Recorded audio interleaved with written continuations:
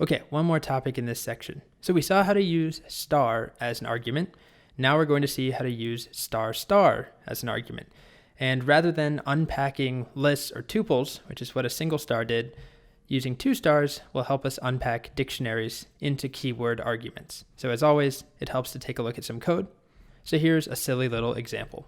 We have a function called display names with two parameters, first and second. And all it does is, I'm actually going to print instead of return just to make this faster. And it will print an f string. First says hello to second. So we could call it by doing something like display names and then directly say first equals Charlie, second equals Sue, right? And then I can execute it and I get Charlie says hello to Sue.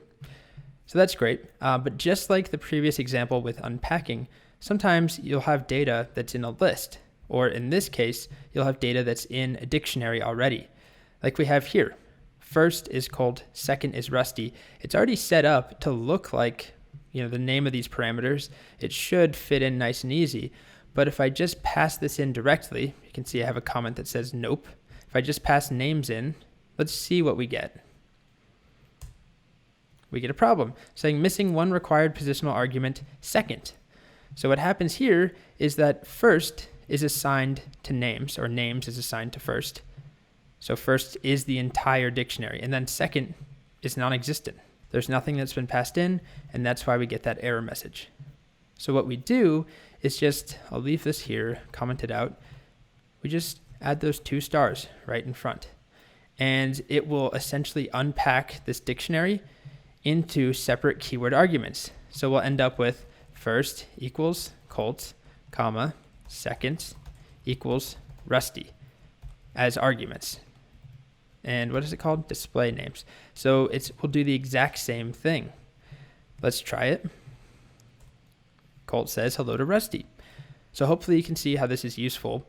It works with dictionaries. So a single star will unpack tuples or lists.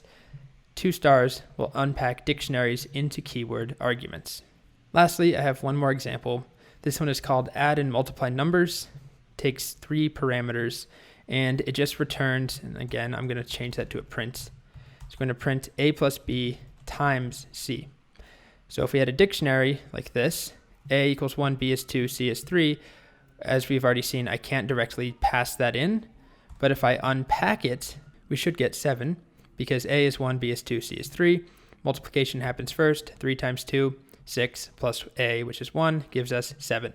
Let's just verify that. We get 7. Okay, so this is using the dictionary unpacking, using 2 stars. Now let me just show it in conjunction with kwargs. And let's just down here print other stuff. And we'll just print kwargs without the stars, remember? And if we just run this right now, nothing should change except we should see other stuff. And kwargs is an empty dictionary.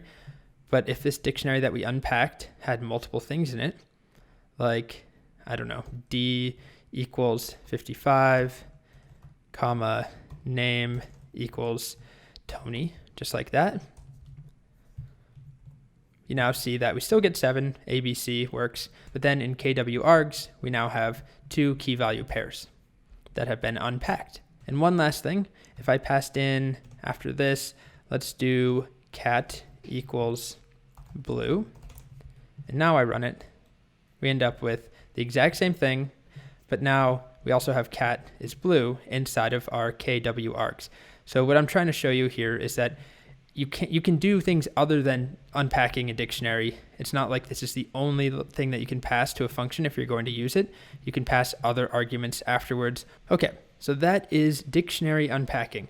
So in this section, we saw a lot of things that had to do with parameters and arguments. We saw how to use star args, we saw kwargs or star args, and then we saw how to use star for unpacking of lists and tuples, and then double star for unpacking of dictionaries, which is what we just saw. Cool.